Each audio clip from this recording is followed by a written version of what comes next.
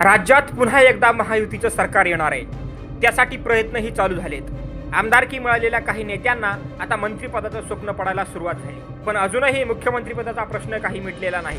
महायुतीत मुख्यमंत्रीपद नेमकं कोणाला मिळणार याकडे सर्वांचंच लक्ष लागलंय। एकनाथ शिंदे हे मुख्यमंत्रीपदावर अडून बसलेत, भाजप मात्र त्यांना हे पद देण्याच्या तयारीत नाही। याच पार्श्वभूमीवर एकनाथ शिंदे यांना मुख्यमंत्रीपद का मिळू शकत नाही, भाजप हे पद का सोडणार नाही, हे अगदी 3 मुद्द्यात समजून घेऊ। भाजपा सर्वात मोठा पक्ष, लोकशाहीत आकडा महत्त्वाचा असतो। आकड्यात जो सर्वात मोठा भरतो तोच पुढे सरकार स्थापन करतो। महायुतीत भाजपा हा सर्वात मोठा पक्ष आहे, त्यामुळेच भाजपा मुख्यमंत्री पदावर ठाम आहे। गेल्या 5 वर्षात सर्वात मोठा पक्ष असूनही भाजपला उपमुख्यमंत्री पदावर समाधान मानावं लागलेलं आहे। पण यावेळी भाजपा बहुमताच्या जवळपास पोहोचलेली आहे, त्यामुळेच काहीही झालं तरी यावेळी मुख्यमंत्री आपलाच झाला पाहिजे अशी भूमिका भाजपने घेतली। आकड्यांचा विचार करायचा झालाच तर ते योग्यही ठरतं, त्यामुळेच शिंदेंच्या गळ्यात मुख्यमंत्री पदाची माळ पडणं तसं अवघड म्हटलं जात नाही। शिंदेंची गरज संपली। भाजपा हा पक्ष यावेळी बहुमताच्या जवळ जाऊन पोहोचलाय। एकनाथ शिंदे मुख्यमंत्री पदावर ठाम राहिलेच आणि फारच ओढाताण होत असेल तर भाजपा अपक्ष आणि अजितदादांच्या पाठिंब्याने सरकार स्थापन करू शकतं। म्हणजे